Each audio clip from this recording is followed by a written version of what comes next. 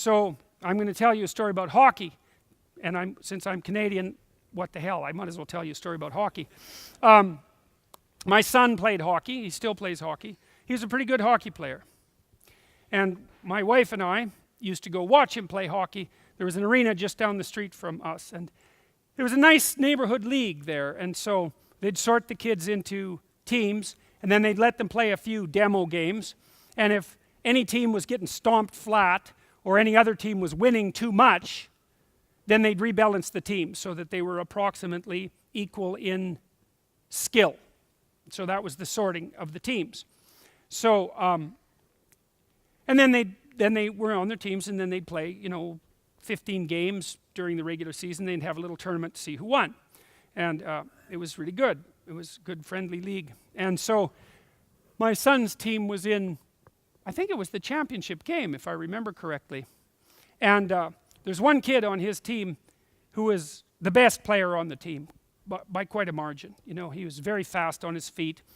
He could skate rings around a lot of the kids. He was good at stick handling. He was a good hockey player. But he had some problems, this kid. One problem was he wouldn't pass the puck.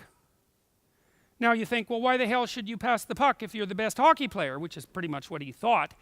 And the answer is, well, you're part of a team, right? You want to be the best person on the team, fair enough, and you want to win the hockey game, but you also want to, what? Make your teammates better players. How's that?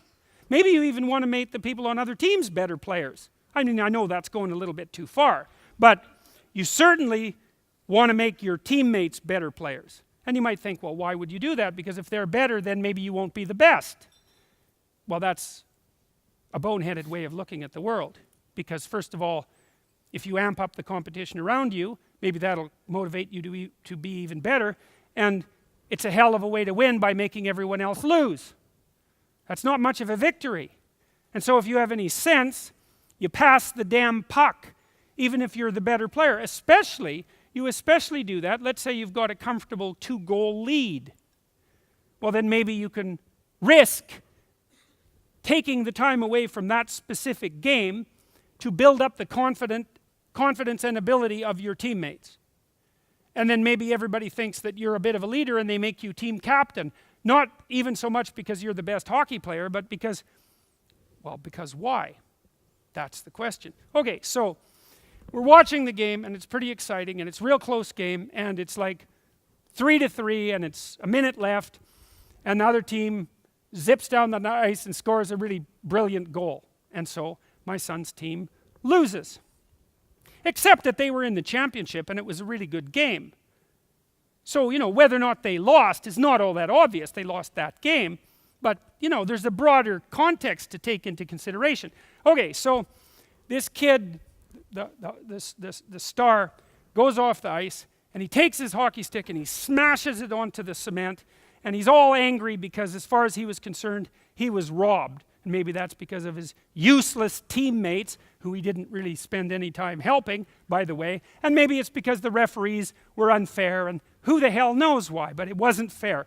And his idiot father rushes over to him and consoles him on his loss and supports him in his notion that he was robbed. And I thought, you unspeakable son of a bitch. Because he was an arrogant narcissist, and it was way more important to him that he had a son who was a star than that he had a son who was a good person. And that's absolutely inexcusable. He made the wrong choice. He sacrificed his son's soul, in part, to help him save face for a hockey game. That's not acceptable. Okay, so here's what you tell your children. It doesn't matter whether you win or lose, it matters how you play the game. And so that's what the father should have told the son. And he should have meant it. And even better, he should have known what it meant. But who knows what that means? Because you tell your children that, and maybe they're not so happy because they lost a game, and they look at you like you're an alien, and they think, well, what the hell do you mean by that? Because Obviously it matters whether you win. And it does matter whether you win. So what is it that you mean when you say that?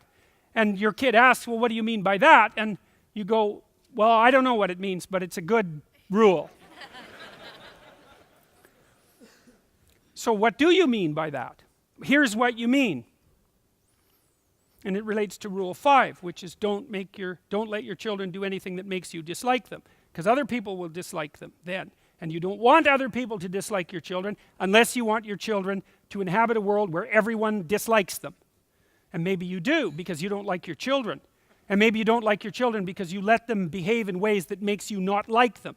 And so the way you take revenge is by not correcting them so that other people will punish them because you don't have the courage to discipline them. And if you think that people don't play that game, then you don't know much about people, because they play that game all the time. All right, so it matters how you play the game. It doesn't matter whether you win or lose. Let's take that apart. Well, so the first thing is, and this goes back to the idea of the hierarchy. Is order a hierarchy? And the answer is no. It's a set of all hierarchies. Or you could say it's the set of all possible hierarchies. Because, you know, in a society at a given time, there's hierarchies that function, but that transforms, and then there's new hierarchies that function. The specifics of the hierarchies change, but the fact of the hierarchies remains. And so you can imagine a hierarchy as a meta-structure that consists of a multitude of possible hierarchies. And that's going to change as life continues. And so what you want for your children is not to be the master of a hierarchy. You want for your children to be the master of the set of all possible hierarchies. Because then no matter how things change, they're ready. You say, well, how is it that you get ready for things to change? And the answer is, play so that people will invite you to play. Right, and there's a rule for children, for raising children. And it's a rule.